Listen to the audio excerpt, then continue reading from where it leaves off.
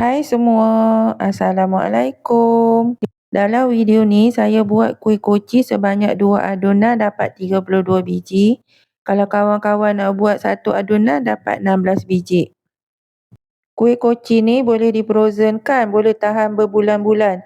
Bila nak makan, kukus semula dengan api sederhana selama 10 minit.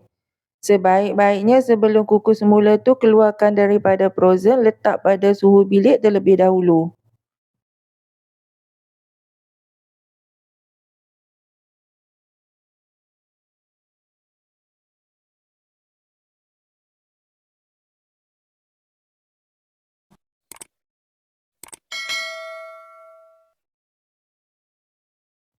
Lima cawan tepung pulut, 2 sudu makan tepung gandum, 1 sudu kecil garam, 500 ml santan yang terdiri daripada 250 ml santan kotak, campur 250 ml air, sedikit pewarna hijau dan inti kelapa. Standby daun pisang saiz 6x6 inci sebanyak 32 keping daun pisang yang telah dilayur. Di dalam sebuah mangkuk masukkan 5 cawan tepung pulut.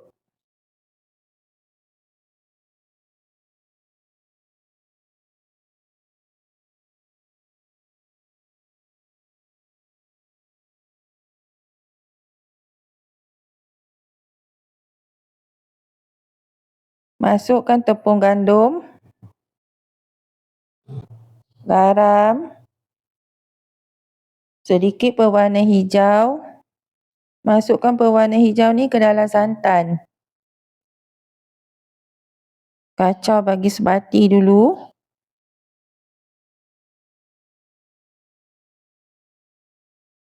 Gaul tepung pulut dan tepung gandum bagi sebati dulu.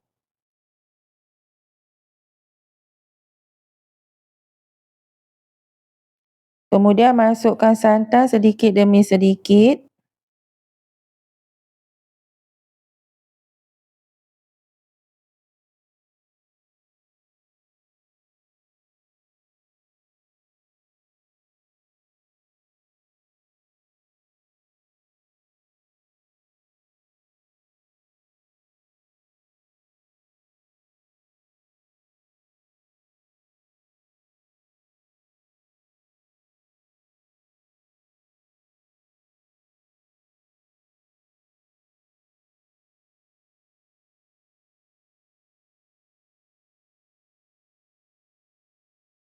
Saya guna habis santan ni.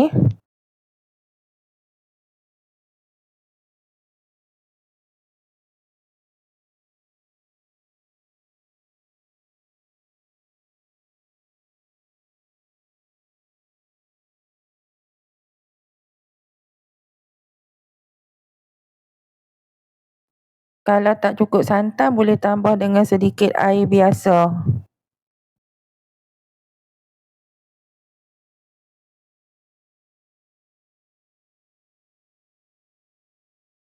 Sapu minyak pada dulang. Timbang adunan seberat 35 gram setiap doh. Standby minyak untuk sapu pada daun pisang. Ambil sebiji doh dan lepeh-lepehkan. Masukkan sedikit inti di tengah-tengahnya. Tekan-tekan inti tu bagi padat supaya mudah kita nak tutup doh tu.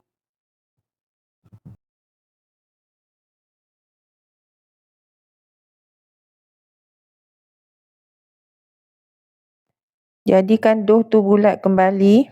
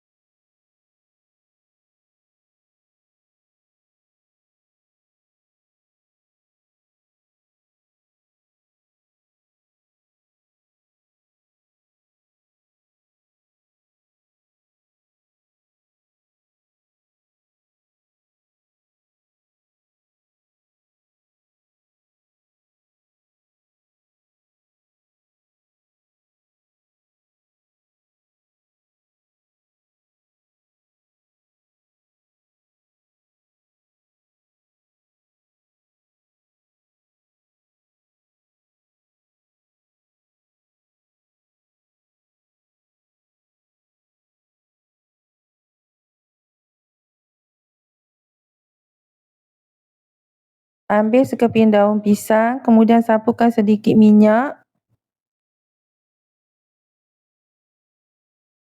Letakkan sebiji dough di tengah-tengah. Kemudian lipatkan daun pisang tu. Mengikut seperti dalam video yang saya tunjukkan ni.